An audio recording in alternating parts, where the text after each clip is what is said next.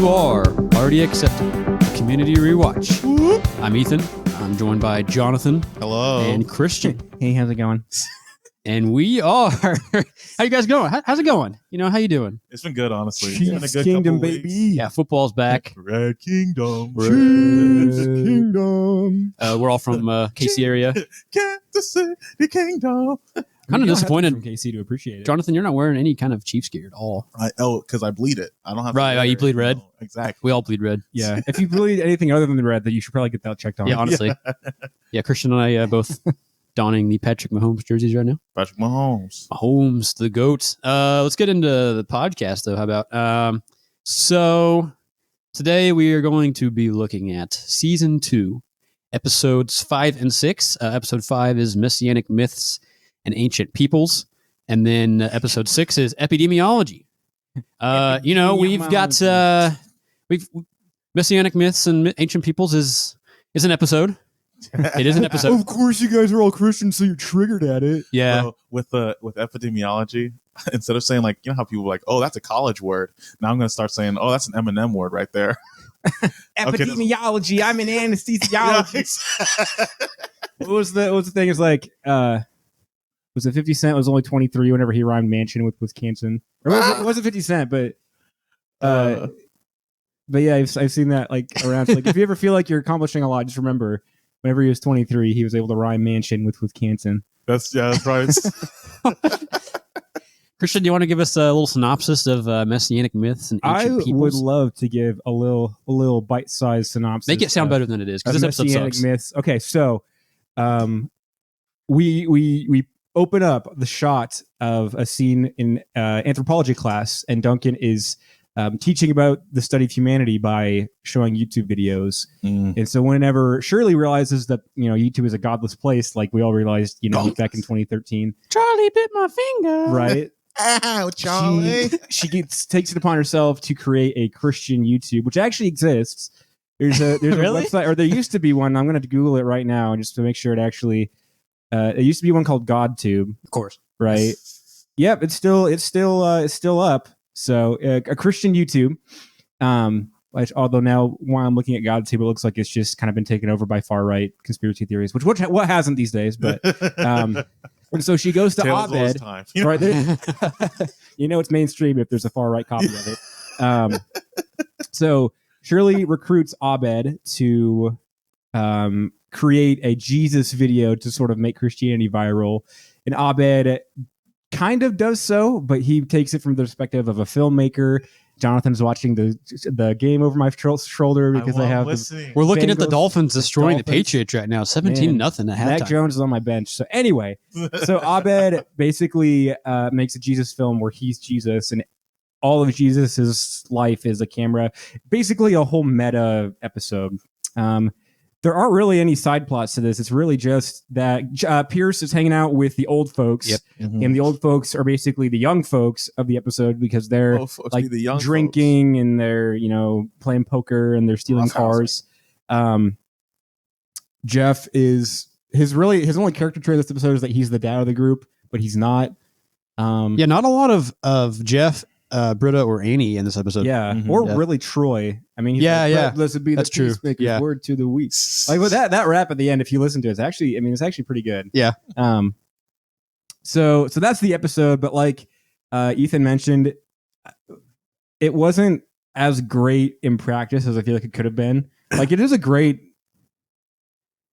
setup for an episode. I think the idea of exploring Christianity and religion through like a secular lens and that's what I think a lot of the plot is. And I feel like as well, maybe I'm just dumb nowadays, but like a lot of the meta-ness of the episode, like I couldn't really get where it was coming from or like kind of what like so I feel so much better because I'm bad with meta. Yeah. Well, with understanding overarching themes. It's actually a layer of dreams. So okay, so before we get into A plus, before we do that, I do want to say what I gathered from this episode, and maybe it's I'm injecting my own like religion.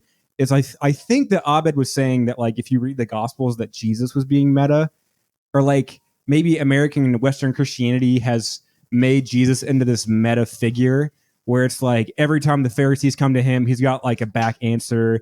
You know, he kind of already knows what's going to happen, and so he's going to predict his death and resurrection. And so whenever I watched this episode, like I kind of got that Abed was saying, like, I mean, Jesus was already meta, and he even kind of makes that remark a couple times with, you know, you're only reacting to me the way that people reacted to Jesus in his time. But then like at the end, there's like that scene where Abed sits next to Shirley, and he says something about like, thank you for helping me. She's like, I don't know what you mean.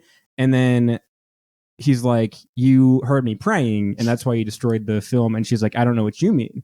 So I was like, was that something that she was already planning on doing, or did she actually hear him praying? Does that make sense? Like I couldn't tell. So maybe if our viewers are like screaming at the radio of like, you guys are idiots. Obviously, it's about consumerism in a postmodern world.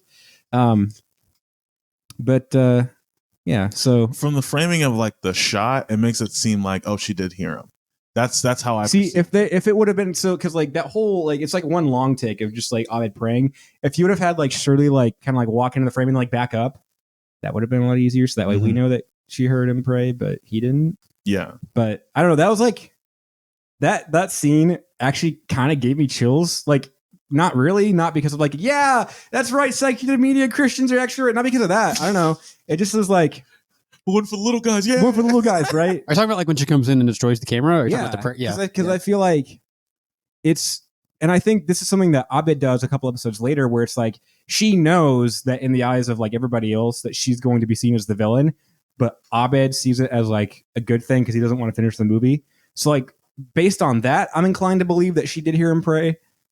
But then I'm also like, well, maybe it was an act of God that like he didn't want to finish the movie and she was already planning on doing that. Because it really gave me like Jesus going to the temple and overturning tables vibes. I don't know if that's what Dan Harmon was going for, but yeah. In terms of like A+ scenes, what do you guys have?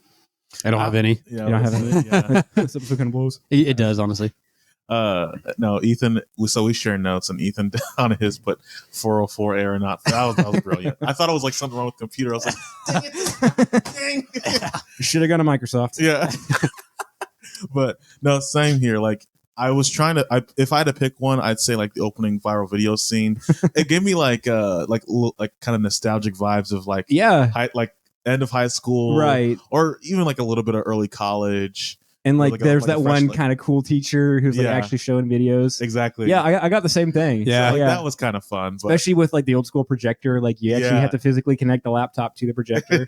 Yeah, and it never works the first time. You got to plug it in, right? Plug it out. You know, it's like you have to put in the USB 3 times. Like you put it in and it doesn't work, so you flip it. It doesn't work. Then you put it in again and it works. You're like, well, why didn't it work the first time? And the sound never works when they first turn it on. You know, it's like I can't figure out the sound. Is it muted? Bless him. That was just niche. Yeah, I was trying to block it out on the microphone, but so that was the only thing that you had. Really, honestly, yeah. Like, yeah. I guess we'll talk a little bit more about it later. But I wanted to kind of like at first my original rating was like 6 out of 10. You know, closer to a 5, closer to a 5 than a 4. But then I was like, you know, I just didn't like this episode, like overall, and. I'll share a little more about that later. But what about you, bruv? So I tried to like this video, maybe because our mom doesn't like the video. Every time we talk about Community, she's always like, "I love Community," except for the one episode where Abed is Jesus. I don't like that. I don't like where Abed is Jesus. And I'm like, yeah, that's granted. But my mom also didn't get the meaning to 21 Pilots, A Car Tortured Death, where there's a line where Tyler Joseph is like, "I begin to understand why God died." And the whole song is about like him checking on his friends and like not wanting to leave them in sort of like their moments of hardship. And so he's talking about like, oh, like I get why Jesus will be crucified because like he cares about people and I care about people.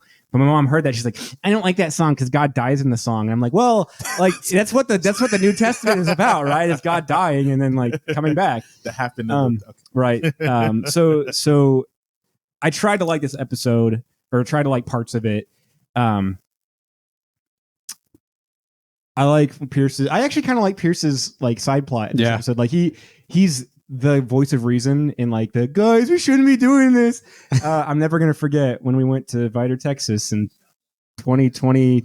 the COVID year. I remember whenever we went to Vidor, Texas in 2020, and some of the guys were like, "Hey, let's go break into the local swimming pool," and I was like, "How about we don't?" And I felt like I was in the wrong for like wanting to be the buzzkill, but I'm like, but you can like get in legit trouble for that. Like, why would you want to do that, especially if you're on a mission trip? Like, that's neither here nor there. So I relate to Pierce whenever he's like, I want to fit in with the group, but the group is like kind of outpacing me and like how edgy they are. I really like the bit where they're playing poker and the dean comes in and the old lady is like, poker helps him remember. And without skipping a beat, Pierce like looks at his card, just like, Veronica, starts crying.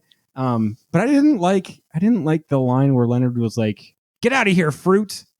And I was like, "Oh, that," because then they're just like, "That's barely true." And it's not the whole story. I'm like, okay, well, good that he doesn't like get super offended, but like that's kind of a low blow, especially in, I guess this is 2022, that was 2012, but that's also part of like, old people are kind of racist and homophobic. And anyway, with that plot line, I also kind of chuckled at whenever they steal the dean's car, and is it Roy? Is that the Richard? old guy? Richard. Yeah. And he's like, where am I? How do I drive? And they're all freaking out. And then it cuts to the outside, the external, and the car's like barely. And that's like a trope in comedy cinema of like the awkward static shot. Like it's not new, but it was just like, it's kind of funny. Like like the ridiculousness of the situation. And then you see it from an outside perspective. Like it's actually kind of funny. I wouldn't say that I enjoy Abed's portrayal of Jesus. But like I said earlier, like I think it's sort of kind of him saying like Jesus was meta if you read him in the New Testament. And so I'm being Jesus by being meta. Because I do really enjoy looking at like Christian cinema that is like legitimately trying to wrestle with like Christianity, not like, oh, well, I hate Pure Flix and I hate like, okay, I don't hate it, but I don't like the not the Russo brothers because they're the ones who directed this, but like the Christian brothers who direct like Face the Giants and Courageous. Like those are feel good movies that aren't like real. I want to say somebody from PureFlix responded to my email about our show, so I don't want to hear no. Okay, what did they say? We're sorry, we can't take any ideas right now, or basically, they said no, thank you. but they still emailed me. All right, well, you know what, PureFlix, if you sponsor us, I'll change my stance on that. But also PureFlix, if you're looking for some ideas, then maybe a movie about a filmmaker trying to find God through his camera. That's a good idea. It's completely original. It's never been done before. But do you know what I'm saying? Like, no, I hear like you. A real take on Christianity, and I think that's something that Jonathan even tried to do. Like you were writing a like kind of a mini series. I'm not going to spoil it, but like that's kind of where you have been going with it, of like a real like Christian's perspective, not like Shirley, who's the prototypical, offended Christian and like I'm right, so I'm going to say things that are really rude and not really understand that the world's a lot bigger than my Christian perspective. Mm-hmm. So I did at least try to appreciate like Abed's stance with the film, because he wasn't like, he was willing to help Shirley. I just think that it wasn't in the way that she wanted it to. I don't know where I'm going with this. Like, I feel you. I can appreciate it without like agreeing with it. Does that make sense? Because there's a film that I really, I haven't seen it all the way through, so I'm gonna sound really dumb, like trying to sound like an expert on it. But there's a movie called Silence, and it's got Andrew Garfield, Adam Driver, Liam Neeson, Willem Dafoe. Maybe it's directed by Scorsese. Yeah, it's supposed to be really good. And so basically, it's about like these two Jesuit or Dominican monks who go to Japan and try to like convert like the population there in Japan. And the whole movie, Andrew Garfield's character is trying to like pray and say like, God, like, what do you want me to do? Like, what do I do next? And he like just gets silence. And like throughout the movie, like his followers die. Like I think Adam Driver like gets hurt or something like that. Like, and so like Andrew Garfield is like struggling with like, okay, I'm supposed to be loving these people like Jesus loved us, but everyone around me is getting hurt. So at the end, he has to like renounce his faith, and he has to like step on a symbol of Jesus. I feel like I've talked about this on the podcast before, maybe not, but at the very end, like that's when he hears God, or that's when he hears Jesus. And so it's like he thought that being Christ-like was like serving and converting everybody, but he really had to like die to himself, because he was worshiping his status as a missionary rather than actually like bringing people to Christ. And so growing up, I think that was the question that all of the youth asked in our church, like, well, what if there's a person who has a gun to my head? And I say, all right, well, I renounce Jesus, but then later on, I don't mean it. And then that kind of that whole thing. And so I feel like in silence, that's kind of the perspective I take of okay, well, he still renounced his faith, and it'd be better in Christianity for him to be a martyr than to renounce his faith. But I think that there's also a more genuine Christian sacrifice there, because he is giving up himself, his spiritual life in that sense. So, but I also at the end of the episode of Community where Troy and Abed and Annie dress up as Jeff. I thought that was kind of fun. That was good. Yeah. I like the idea that Abed and Troy staked out Jeff's apartment multiple days and had different outfits that they had on them. So yeah. And then talking over him at the same time. Right. All right. Yeah. Well, okay. And Really? at the beginning, yeah. And then Annie's oh, sorry, I was stuck in traffic. Dang it. So sounds like we didn't have some glowing remarks for this episode. But surely somebody loved the class, right? Surely somebody did. Okay. Right. So I had Dean because really I didn't love anybody in this episode, but his little I love nobody in this episode. When he walked in, he was but is it about Jesus? And just how he responded to Abed's comments, or he was that is so nice. Ooh, what about Wrath of Khan? Wrath of Khan, yeah. Spock Yeah. sacrifices himself. Yeah. It's also interesting to see him how he responds to the older group. He's you guys cannot be playing poker, which I'm honestly it's a college. Who cares if they play poker? And then I don't know. Just also him being scared of them later, and that just keep walking. Just keep walking. Yeah, you better not be here whenever I get back. All right, run. Yeah. We made them mad. So I just picked Dean. I don't know. Yeah, I agree with Christian what you said earlier. I think the only part of the episode that I really actually enjoy a little bit is the Pierce plot. And I mean, it's not a great plot, but there are some parts that kind of made me laugh. So I'd give Pierce the lead in class just because I do enjoy seeing him with a different group. It is kind of heartwarming whenever Jeff takes him out of the holding cell. Go wait in the car. Yeah. I don't know. Yeah. Was that all? Yeah, that's all I got. Pretty much. Okay. I did say Shirley initially only for the fact that she got a genuine reaction out of me of giving goosebumps, but I don't really feel like she led the class just because for most of the episode, well, I don't know. Now that I think about it, I think most of the episode is her having the consequences of her actions she's had for the past season and a half.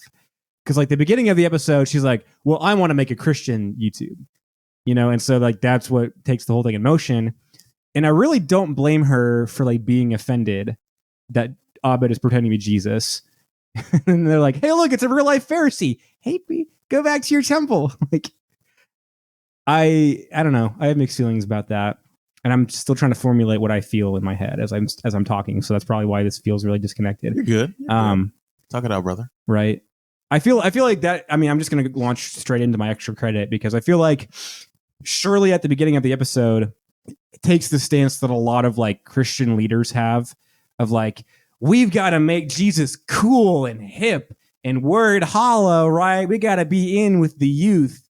And most of my childhood was that of all right, well, we're going to give you for your birthday, we're going to give you a Bible zine. It's like a magazine, but it's a Bible, and it's got skateboarders and rock and roll and fake Sharpie in the corners. And yeah, there's that infamous Christian rap video of the word is big, but it keeps getting bigger.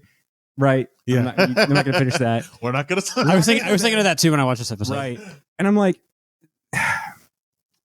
you're pushing people away by the cringe of it. And I get the logic of well, if being cringe is what it takes to be on fire for the Lord, then I'm going to be the cringiest of them all. Okay, I get your fervor and I appreciate what you're trying to do. But I mean, that's what Shirley's whole Christian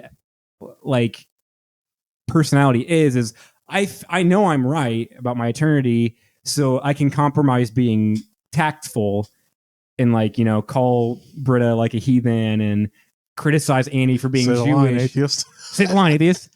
Right. And that's a real I feel that's a real thing that Christian culture we're going to create an exact replica of secular media, but it's Christian media, like PureFlix and Netflix. PureFlix, Yeah. I'm sorry, we're gonna work things out. GodTube and YouTube, the Christian bookstore catalog growing up, they always had Jesus action figures and David and Goliath action figures and Peter and Paul action figures. I'm like, well, I want Batman. I want Superman. Like the first 20 years of Christian rap, like right? Like, honestly, yeah. We're life, John 3:16. Yeah, right. Yeah. Or even like those like blatantly copyrighted, shirts of like Bigger King instead of Burger King, or like Jesus, but it's in the Reese's font. Like, Yeah. I used to really like going to Christian bookstores and buying like the Romans 16. I'm not ashamed of the gospel. Like, I think back home, I still have that poster on the wall. This poster is banned in 53 countries. Yeah. Like, no, it's not. Yeah. It's a poster. I mean, I get what you're trying to say. right, exactly. Yeah. And so I feel like by trying to be, and this is something that they go back to one of the later episodes too, like by trying to be exclusive with the people who are allowed to enjoy like this media, like you're actually hurting your message. Because what Shirley wants is for people who are already Christian to have like media that they can enjoy and see representation of themselves. But I feel like it's more authentic to like live out your faith and be influenced by other people. Like, I really wish Dan Harmon would have had that like in like the last episode that Shirley is in, where like she does something like genuinely selfless, and Britta like doesn't have to like pull a Rick and Morty season 4 where it's like in our darkest hour you can always turn to our Lord and Savior Jesus Christ, but like at least see that like Shirley believes what she believes, like she's actually firm in that. Because I don't think I've ever met somebody who like became a Christian by being told like you're a sinner and you're going to go to hell and like I'm right and believe what I say. Like, they become Christians because they like are immersed in like spiritual community and they see people living out the gospel, and like that's what they see truth. Exactly. Yeah. And so this has really not a whole lot to do with the actual episode of Community, but I think that's what Shirley would be if she was in the real world. Like, she would be on the one end rather than the end that we just talked about, So also I thought it'd be funny if whenever the dean did ask, like, is it a movie about Jesus? I thought it'd be funny if Abba just kept listing movies like, isn't RoboCop? Isn't The Matrix? Isn't Superman Returns? Isn't The Hot Tub Time Machine? Like when isn't the 2000 Godzilla starring Matthew Broderick? Like, just kept going. Like when someone eats too much food, and like when someone eats too much food and throws it up. Like, yeah, this is the Special Victims Unit. You have to get used to that. Yeah, I thought that'd be kind of funny if that was a thing. I feel like my final thoughts about the episode, this would have been cool if there was like a spin-off series. So like, we've already talked about MASH on this podcast. I don't know if people have seen After MASH, which is like a literal, like, it was like 10 episodes where it was like Colonel Potter, Klinger, Father Mulcahy, and I think like Radar. And it was just like what happened to them like literally after MASH. And it didn't succeed at all. But if Community had a spin-off series like that, I could see this episode being in that, where it's like Shirley and Abed, like, you want to open a hair salon and spin off? Exactly. Yeah. Right. And so like, and this would be an episode for that where it kind of explores their different cultures. But in terms of like a mainstream Community episode, it just seems a little disjointed, you know? Yeah. Well, so like, to adding to that point, like, I feel like this episode is remembered like within Community fandom, or at least I really remember it, but for like not really good reasons. Not like, oh man, what a classic adventure, or just side splitting. Like, no. Right. Yeah. So if I had to rate the episode, I think I'd give it a Left Behind starring Nicolas Cage out of Passion of the Christ. I'd probably have to give it that. Jeez, that's hard. Yeah, I agree. I think this episode, I just want to move past the religion part of it, because I think we've beat that to death, and we've kind of like how Jesus was beaten to death and then resurrected for your sins. Oh, jeez. But I mean, even beyond, if you have, whatever your thoughts about are the religion portion of this episode, I just think it's really boring. Honestly, neither of the plots really seem like they have a good resolution. Like, I just didn't laugh that much in this episode. And like, I don't mind that they choose to kind of focus more on like Abed and Shirley and Pierce, and like less on Jeff and Britta and Annie and Troy. I don't mind that. It's just, I think the execution was bad. Yeah. And I think we'd mentioned this earlier. Like, I think the idea of making a film about filming or whatever Abed's meta. I don't even still The understand. disaster artist, Tatami Wiseau's The Room. Yeah. You know?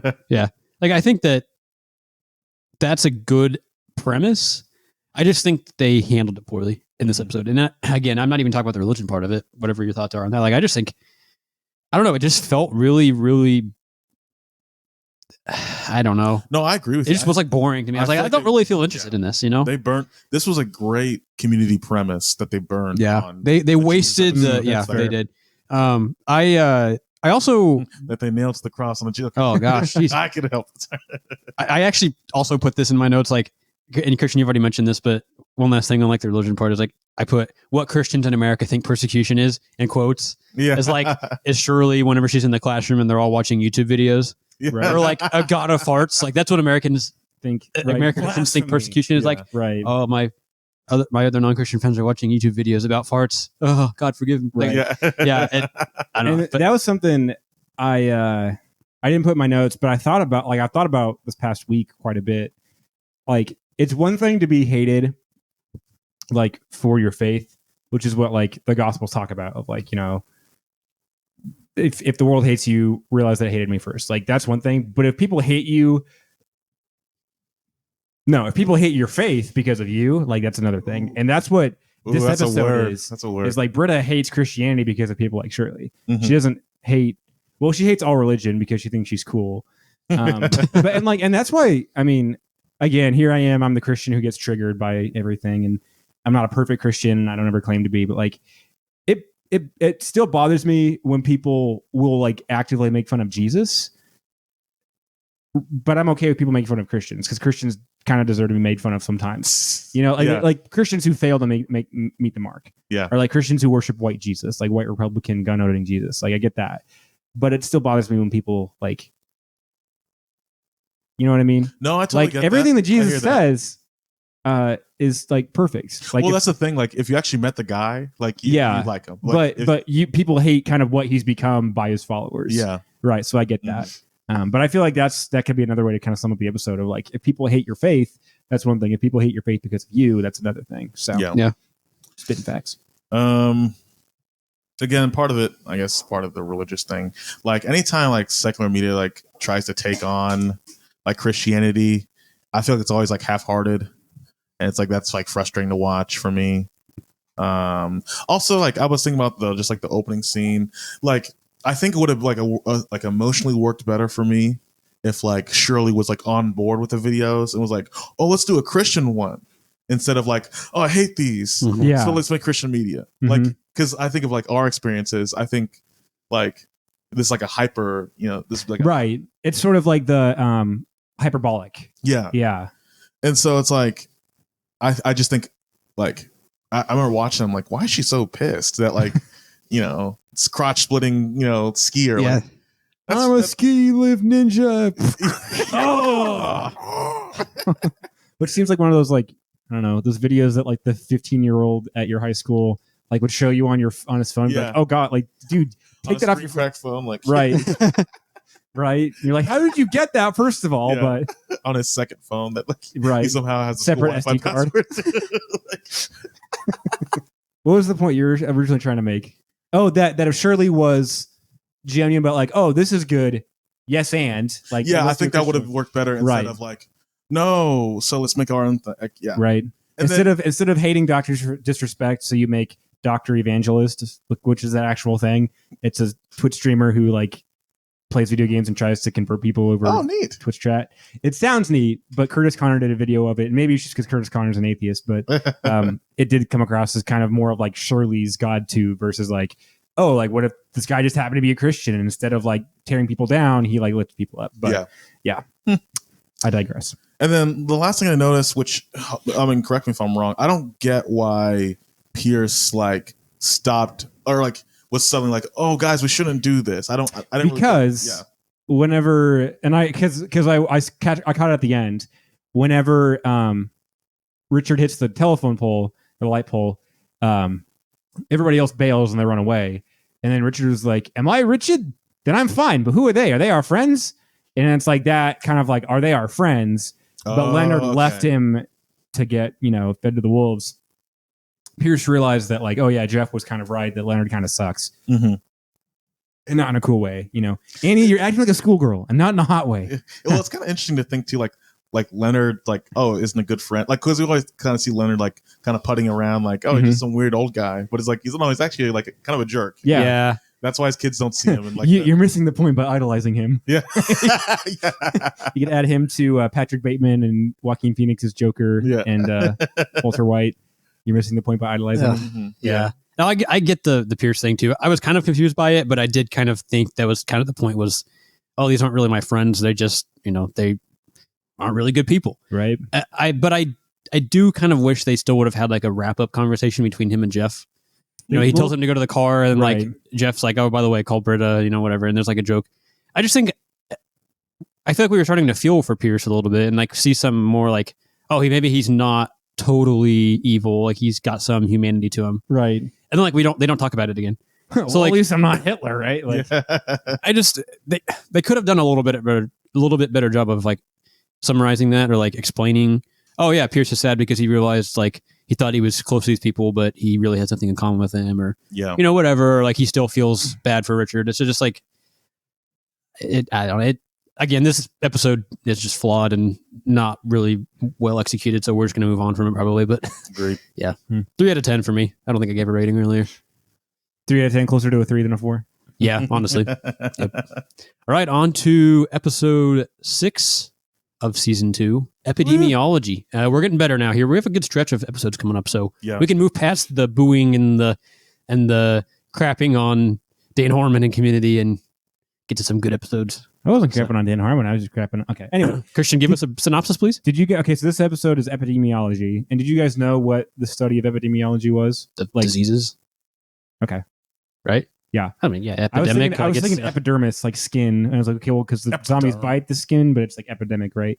So in this episode, it's a Halloween party.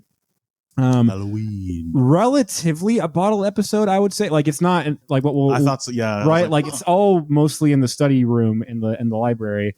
But so Halloween party. Really, it's kind of like a one plot point episode because the food was supplied by the dean and he saved money by going to a military surplus store, and he thought he was buying taco meat, but it was like radioactive waste. And so whenever everybody eats the taco meat, they become zombies, or like kind of the equivalent of that. Do they really explain? I think Rich tries to explain like what the actual thing is, like, and then he says they're gonna have brain damage. Some kind of pathogen, I think, something right? like that, right? And so the gang has to get away from the zombies, but then also try to figure out how to help everybody because they have exactly 6 hours before the military comes and shuts everything down. 6 hours? What are they, hosting the Oscars? Yeah. And best Oscar-related burn goes to Jeff Winger, for he went there. Yeah. I don't know if this will be good stuff, but I'm gonna cut that. Okay. I was trying to think about this the other day. This is just a random like thing I want to be able to like get off the top of my head.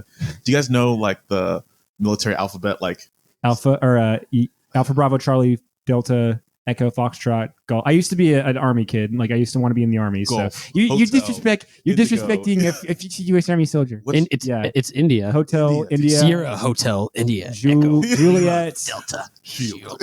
Yeah. That's Sierra Hotel India. Yeah. Echo Lima Delta. what's What? is there a J? Juliet, I think. Yeah, I don't know. After like L, I don't know. I used to know it all. Mike, November, Omega, Papa, Sierra, Tango, Papa?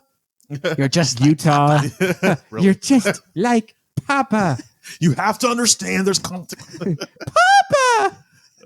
Anyway. Okay, Anyway, so yeah, that's the episode. There's a zombie apocalypse in Greendale. basically. A+ scenes. I mean, are you done with your synopsis or? From that accusation, I guess I am. No, Are you done now? No. So I guess we should say so. Let's before we finish that up, who everybody is in the episode. So Jeff is David Beckham, who charmingly puts as little effort as possible into a cute costume. Right. Annie is Little Red Riding Hood, which is kind of cute. Britta's a dinosaur. It's T-Rex, right? Yeah. T-Rex. Yep. Yeah. A dragon alligator. Yeah. T-Rex. Abed and Troy are Ripley and the Mother Queen alien from Alien 2. Alien Just 3? from Alien. One of the aliens. And then Troy becomes A sexy Dracula. Yes. Which he doesn't have to know which Dracula he is to be a sexy Dracula. which I thought was kind of funny. Pierce is David Shatner, which is kind of from Star Trek, which I think is really funny because like David Shatner's not a great person, and neither is Chevy Chase. William Shatner. What did I say? I think it's a David. David Shatner. William Shatner. William Shatner. Yeah. Davy Shatner. It's William's younger brother. Yeah. It's a stand-in. Right. Shirley is not Miss Piggy. She is Glenda the Good Witch. Chang is Peggy Fleming, not Michelle Kwan or Kristen Yamaguchi. I just proved you racist by the racist prover. By the way. Yeah. Not like a celebrity crush kind of way. I just really respect her talent. We're at the Parks and Rec. What's the jerk? Councilman Dam. Councilman Dam. Councilman Jam. Yeah. And he has like just a straight up Asian fetish. Oh, good. So those are, and then Rich is the banana. He's a doctor. He's the banana. Oh yes, Rich. Yeah, and then Leonard's a pumpkin. And the dean, Lady Gaga, Gaga, right? Yeah, right? yes. I told Gabe it would be funny if he did the robot move on the dance floor. But if that's not okay, then I'm so sorry. F you, Gabe. If I had a nickel for every time somebody in an NBC sitcom dressed up as Lady Gaga, who was a man, I'd have 2 nickels, which isn't a lot, but it's weird that it happened twice. Christian, you want to take it away with our best scenes? Okay, sure. I liked Troy's. I don't even know which Dracula I am to be a Dracula, which is it's a vampire. I feel like that's sort of like the whole like Chad bro dude, mentality of like I'm gonna dress up as like Eddie Munson for Halloween, and I don't even know who that is, but that's what is popular. That's what's gonna get me girls, right? And I'm like, how dare you disrespect Edward Munson, who played it wasn't Enter Sandman, Master Puppets. For Chrissy? Master Puppets. Yeah. He sacrificed his life for how dare you? Yeah, it's like he played that sick Guns N' Roses riff at the end, like right? No, it's not. You freaking pricks! When will you learn? Yeah. I loved the dean like accidentally reading out the military code, and then like Project Phoenix like sending the army to Green, like the escalation for that episode like just went 0 to 100, and you don't really ever see anything like that ever happen again. Of like the military, and then what was the end credit scene for this episode? Oh, it was Troy getting Troy, the voicemail. So there is one other episode then where that does happen because Duncan is making a phone call and he like accidentally launches an airstrike. Yeah. Do you remember that? Yeah. Season 5? Yeah. So I don't know. It's just funny to me. I don't know exactly why. I do like how like so in action movies or mainstream movies, especially like war films, I don't like how like people's deaths are like so drawn out and dramatic and like, oh well, it's fitting, but it's not realistic. Because like in a war film, like everybody has like a ceremonial goodbye, right? Where in real life, he'd be like, oh, all of a sudden this guy's dead, And so I thought in this episode, it was kind of like unnerving in a good way, how like all the characters like just sort of get taken away. Like Annie just gets caught up in the blinds. Yeah. After Chang throws his skate, I'm like, oh, like that's actually kind of creepy because nobody's safe, right? Like anybody can become a zombie at any time. It's kind of sad though. It is. Because like I think the first time I watched this episode, I was like, is this a dream? Or Right. like, But because these people are like getting like bit, and like Annie just got dragged away by zombies. Like, is she dead? Like, too, yeah, right? Yeah. You're stretching my jacket. Yeah. You're stretching it. Thought it was. And then it was crazy how whenever the military showed up, that plan A was to just kill the dean, and then like kill everybody in Greendale. It's like plan B scenario. Like it's like okay, it was good that they didn't shoot him, but yeah, no, it feels like one of those episodes, like a House of Horrors episode from The Simpsons, where it's kind of like a one and done, doesn't really have any implications. But like this episode, and it actually comes up quite a bit too. Of like, man, do you remember somebody spiked the punch at that Halloween party that nobody remembers? Like, yeah, it's a strange episode in the timeline up community because like a lot happens, and you like the entire time you're watching it, you're like, I don't know how I should feel about this because like all of my favorite characters are becoming zombies, and they actually do, So I don't know. I like the episode because of that. I couldn't remember like what actually happened in this episode before watching it for this, and because when I was thinking about it, I was like, I know there was like some sort of like zombie deal, but I couldn't remember if they're like zombies or whatever, or like. And I'm like, oh wow, these are really aggressive zombies that are like just biting people and going after it, and It's an intense episode. Yeah, it is. But it's a good episode, I think. I loved watching people just get slugged when they were walking through. I think it made this episode a lot more interesting because I feel like any other show they wouldn't be as violent. This episode gets pretty violent. And like, what's it called? I think Troy elbows Annie right in the He like punches her in the Right. face. Yeah, like What this. big fists you have in your face? Yeah, he like just not. Yeah, Surely, I don't know what you are, but in your face. Yeah. he just sucker punches her. Yeah. It's. I mean, it makes it for like an Superman action punch. movie. The guys are actually like fighting back. Jeff's like throwing his basket or his soccer ball at people, and I Also, thought, Chang being like, "You got to go for the head," and he like throws the skate. Like, what if he would have actually hit Rich? And like, so I was looking at that. He had something on the end of the skate.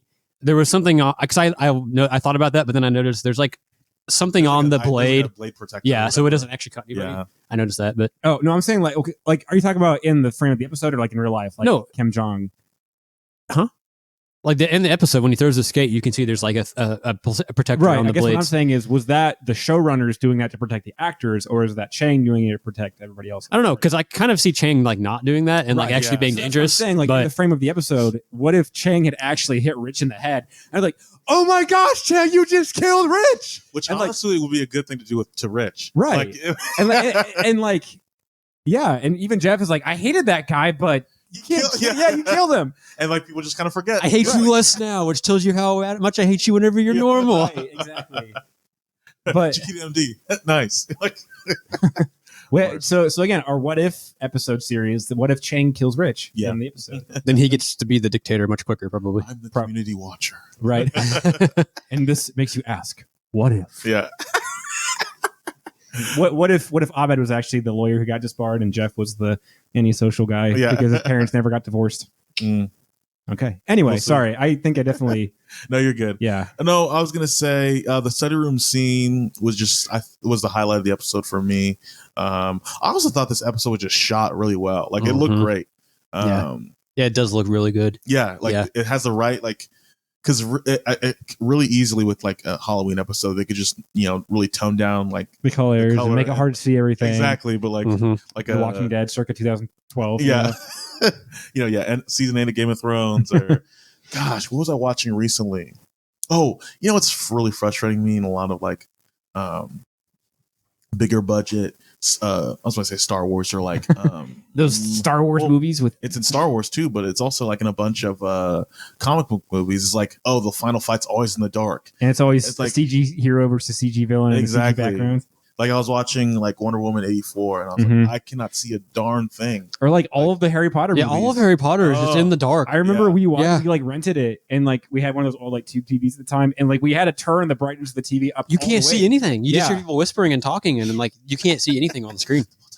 Yeah, and they're in British accents. Expecto Patronum. Yeah. Yeah, it's Yeah, honestly, like most of that episode is that Prisoner of Azkaban, right? Yeah. Yeah, it's like all dark. It's like all yeah. black, and you can't see anything. yeah. Yeah. Also, that movie. Just side note, that movie.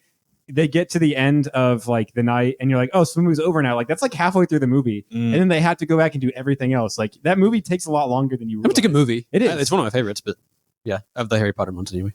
You're right about the ABBA soundtrack though. Like, Oh yeah, that's the So top good. thing on my list of best A plus. Like the ABBA soundtrack is incredible for this episode. also a band. I didn't realize they had so many good songs. Oh my. Yeah, goodness. like I feel like, and they play like all of them in this episode. I think they play a They- bunch. they Yeah. basically all the main ones. But yeah, I didn't realize just how many like great songs they had and bangers. And I didn't used to be a huge ABBA fan. Like I love Dancing Queen or whatever. But, like I'm starting to get more into like Mamma the Mia. others have too. Yeah, just a good band.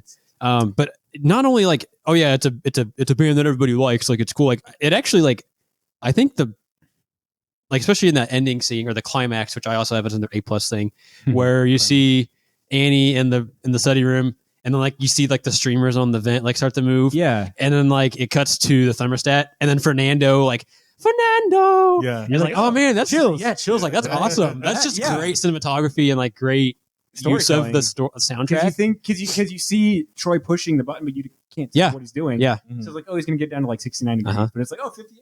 There was something in there, which is also fitting because Yeah. something in there. But yeah, like because the whole episode, they're just like the ABBA soundtrack is like used as a joke. Like the dean has ABBA, And then and then his memos, like that's all he's playing. and something called human sentiment. Yeah. So, and I don't know, just the the songs that they choose to use and when they choose to use them, I just think works really, really well and is awesome. And then we were talking about like, you know, them actually fighting and like punching the zombies. Just makes it feel more like an action movie, I think. I always die at the cat in the basement. I don't know why it's so funny. Yeah. Who's someone throwing it? It's just so random. It seems like Joel McHale and Donald Glover and Danny Pudi are like just kind of messing around. On the set. It kind of feels like a Monty Python right thing. So I've mentioned a couple times on the podcast that I like to watch the Dead Meat YouTube channel, and James A. Janice goes into like the Reanimator movies a lot. And there's a scene in like the first Reanimator movie, which is like about bringing people back to life with like a serum. And the main characters are in a basement because like the mad scientist brought the other guy's cat back to life and they're trying to hunt it in the basement. And so I couldn't tell if that was like an homage to it as like scary movies. This is Community. And we're going to kind of like, you know, riff on Brian Usna. But I also feel like that's such an obscure reference that maybe I'm just like, I watched on YouTube and that's what this is. But well, so it could be that I've never seen that before, but I just think it was, they were just trying to probably get at the whole trope of like, oh, let's go investigate this thing and forget about the killer for a second. Yeah. And like, it's such a random, just right. Dan Harmon probably just was like high one night. I was like, what if a cat's getting thrown around? We're going to have Jeff try to, you know, because it kind of makes sense. Like it's just pissing Jeff off. Right. Annoying him. It's like, we'll focus on the zombies in a second, but we have to take care of this cat first. Like, it's such a random thing. One thing I did note, and this is getting ahead of ourselves, but the only trivia I could find about the cat was that apparently it's ginger, like it's a ginger colored cat, which you can't see, but I guess it is, which is supposed to be like an homage to the cat in Alien, Jones on the ship. So that's the only, I don't know if that was why they included a cat or if that just happened to be like, because obviously Alien's kind of a main theme in this episode. Abed is, so pretty good costume, honestly. It's kind of cool. Kind of gives me a vampire Abed vibe. I also love in this episode that Troy's plan like immediately feels like, I don't know why those would work. Yeah. I feel like I remember him saying a line of like, oh yeah, that's just PVC pipes. I thought I remembered it actually working. Same. Kind of like he actually like it works. Yeah. Right. But then like he just gets torn apart like right away. Right. Yeah. Wow. I don't know why I thought I'm big. I'm big, guys. Yeah. I know he's that's so it's like okay, and that works too. Tagged. Okay, it's fine, I'm out, whatever. Yeah, and then they just stop. They just stop like chasing him. Yeah. I'm sorry, I didn't put this down, but another thing that I love is like zombie Jeff. Oh man, even when you're a zombie, you're still cool. Is he just like phone? Yeah. And then like after Troy like gets bit, they do the high five like as zombies eating Abed. Yeah, it makes me laugh for some reason. And that like it's kind of sad.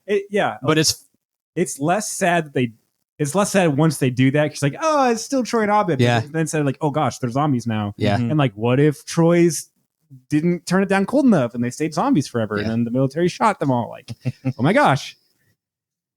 Did you guys sorry, that was gonna be a random anecdote. Skip that. Okay, so for leading the class, I have like a bit of like an anecdote for this. That's why like, so my pick is Jeff, but like there's not really anything Jeff does remarkably in this episode, but it kind of got me to like this thing I was thinking about. So I was hearing BJ Nova talk about like Office fans and like, oh, you know, he's doing like one of those like panels and he's like, you know, who's your favorite character on The Office? And he's like, well, it's Michael Scott, like obviously, like, and he's like, you know, people will like try to give me like obscure answers like Packer or like, you know, Jan Levinson Gould, you know, no Gould, like, Gould. But like, he's like ultimately like Michael's the reason the show works so well, and like he makes the show run, and like it's okay to like the, you know, main character. Yeah. And I was thinking about that, and I was like, honestly, like that's kind of like my like justification for picking Jeff. Like it's okay to like the main character. Like he's the leading man for a reason. Yeah, and so it's like. That like there was nothing like remarkable, you know. I mean, I am a big soccer fan, so like the David Beckham reference was like a lot of fun. It's football. Yeah, sorry. Nope, the Queen is dead. It's soccer now. That was like the best. Too soon. About the soccer now. That one, and then Princess Diana whenever she sees Queen. Yeah. It's the gorilla throwing the other gorilla. Yeah.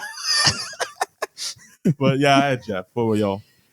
Well, it's kind of hard to pick one because they all are great, but I had to pick Troy just because he's kind of the hero of the episode, and like we get to see him be like the action star instead of like the hero or like the butt of the joke. Mm-hmm.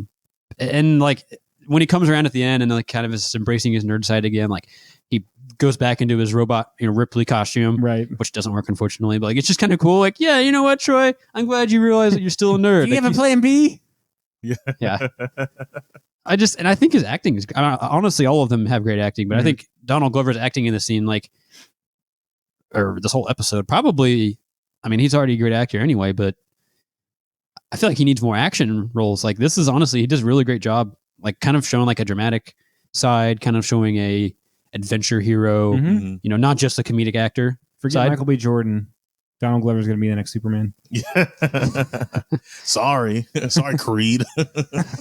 Christian, what you got for leading the class? I didn't write one down just because I was kind of in the same boat as you guys. Of like everybody worked, in this episode. I had to say, like, I feel like this is when Shang starts to become annoying, not like endearing annoying. You know what I mean? Like, you can start to see him like become more abrasive than actually like clever. Yeah. But are we going to bring up the fact that this is Britta's dinosaur, her enterprising? Oh yeah. I didn't think about that, but that is a.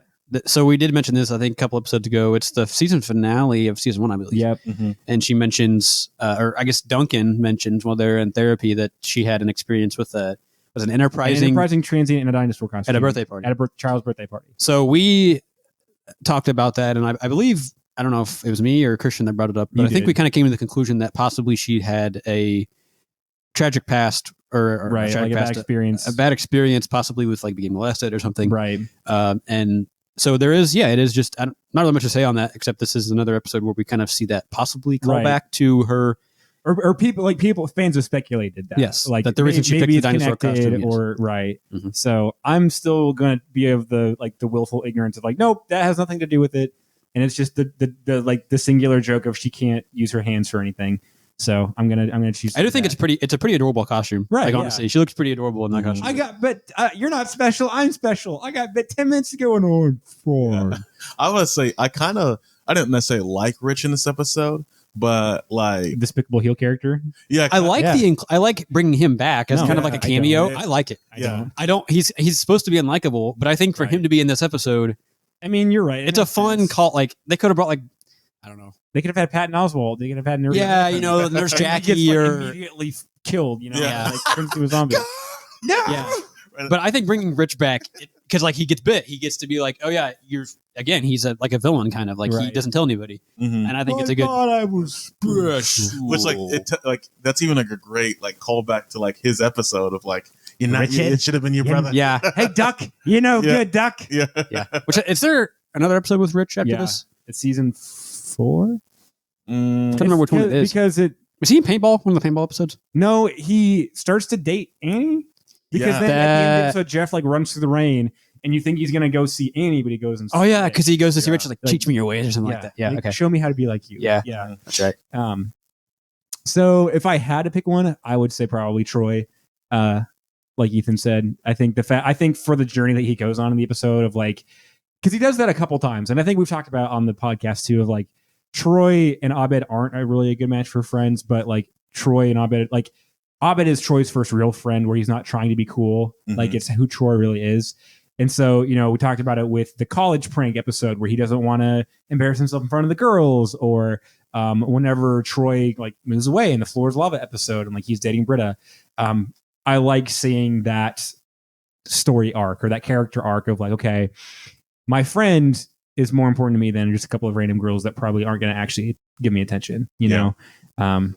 Which I still feel like I'm guilty of that sometimes of like, oh, our campus community friends are on campus and they're being goofy, and I would rather not be affiliated with that whenever there are sorority girls around. But but guys, be cool just once, be cool.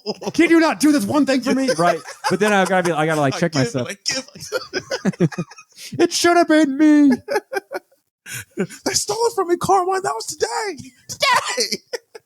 Have you seen that movie? No, I don't think so. What movie? It's the Bobby Fischer biopic they did with Tobey Maguire. It's a good film. Oh, but Tobey Maguire, he's like, anytime Tobey Maguire screams, like please, I love it. Or Brothers, where Tim and you know what I did, Grace? You know what I did? Poor Toby. Jeez. Poor Toby. I thought you were talking about Dolph Ziggler in like 2016. He's like, people ask me why I do it. It was like his like right before he won the world title. No, before the United States title, he was like feuding with the Miz, and it was like his promo of a lifetime. It's like, people ask me why I still do this, because you can give and you can give and you can give, and it doesn't give back. And everyone's like, oh, give Dolph the title shot because he's a journeyman. So Ooh, yeah, that's what I thought you were talking about, but I digress. Regardless, now I'll probably say I give this episode probably, I said but I'm just reading your note. for our listeners, my score was 7 out of 10, close to an 8 and a 9. So, but honestly, as I kind of sit back and kind of reminisce, just like a classic, like a vintage Community episode, like the hilarious, the hilarious, it's guy on guy. Oh gosh, but yeah, first Rich episode. It's not in bad taste. I made it before he died. Yeah. sorry. Which I thought that too when the Queen died. It's not in bad taste. I made it before she died. Oh my goodness. Jeez, but yeah, this is a classic Community episode. Looks great. It's just a fun time. What about y'all? Well, I mean, I give it a 9.5 out of 10. This is one of my favorite episodes. It's so crazy. Obviously, it's one of those really just out there episodes, but it's still fun. It's a fun episode. Mm-hmm. Again, we mentioned just the adventure, scary movie tropes, and they're actually punching people. That's just that Troy isn't the black person who dies first. Yeah. Be the first black man to make it to the end. You know, a black character to make it to the end. And I mean, I don't want to. I don't know. It's just a good episode. I love the ABBA soundtrack. I love everybody's costumes look really cool. Honestly, I think way better than the first Halloween episode. Right. Where it's kind of lame. But that if people were actually going to community college, they wouldn't have those costumes. Oh, probably not. Right? They probably wouldn't be at the party though. Nobody would really want to go. Yeah, that's true. I love George Takei being the narrator. Such a I don't know, kind of random person to be the narrator. Yeah. Original Star Trek, he was the Asian guy in the original Star Trek. In the newer ones, he's played by John something. Let me look up his name real fast. Jeffrey Combs. Yeah. And like I said, I love that they brought Rich back. I know Rich is kind of supposed to be a unlikable character, but I think it's nice to have that little cameo by a returning character in this episode. Again, it kind of makes you dislike Rich more. I do have one question though for you guys, and I think I mentioned this before, maybe off when we haven't been recording. I don't know if I've brought it up to you guys, but I don't understand how people didn't die from getting bit in the neck and losing blood, because people legit get bit in the neck. Yeah, and a bunch of people. And it's 6 hours later. How do people not bleed out and die? Right. There's no blood. Yeah. But I know in the episode there's no blood. Right. Right. But in real life, how did people not actually die? Because you get bit in the neck, you're what's that one called? Carotid artery. Your jugular vein. Mm-hmm. You get those. I mean, you just nick those in the wrong spot and you could die pretty quickly. And see, I thought about that too. Because this episode reminds me of. Have you ever heard of Cooties, the Elijah Wood movie from 2014 or 15? It's basically it's a whole cast of SNL characters, and it's got Elijah Wood, Allison Pill, Matt Jones, Rainn Wilson, a whole bunch, and they're all kindergarten, elementary school teachers, and then the kids become zombies. Oh, but, I remember. Okay. Yeah, you've heard of it. Yeah. And so in the movie though, the first person to die doesn't just get bit, the kids literally tear him apart. And it's that's supposed to be kind of funny because you're oh my gosh, they just killed a teacher. Yeah. And that's kind of this is the other extreme of that, of oh, here are people that I recognize and they're getting bit, but nothing's happening to them. So I don't know, it kind of reminds me of the extreme, of that. I really like this episode. I think again, we've kind of hit on the main points of the cinematography, the pacing, the storytelling. It's not just it is a Halloween episode that sitcoms have, but it's not the token episode. Because if you watch a sitcom on Netflix or Hulu, you can tell oh, this is the time of the season where it must have been October whenever the show aired because it's during Halloween. This actually feels like they kind of planned it around Halloween to be meaningful, you know. So I'm gonna give this the coveted skull bloody face mask with the heart pump that pumps the blood over the mask that kids had in middle school, out of a Batman Begins era Batman costume that I actually had as a kid. So, Nice. you know what I'm talking about with the blood masks? Where Yeah, it's I know like- what you're talking about. It's like a skull, and then there's like a plastic sheath I'm gonna look over it up real fast, sheath 'cause over the. I bet if I see it, And it has like red like water or something in it. It looks there's like little blood. red It just fluid, and you pump it, and then it looks like there's blood running down your face. they also have like knives or like swords or something that kind of did they that have too. those too. Yeah. oh, okay, yeah. And the benchmark is my I wore it kindergarten year, and it was like a screen printed vinyl, like Batman, probably pajamas, I think it and then was. like a little like felt cape that like velcroed on and off, and then like it's just a straight plastic Batman face mask. They didn't have a back to it. You see those, now it's like Funko Pops are the fun thing of like literally just a plastic plate over your face, pretty much. So I really like this episode. It was a good episode.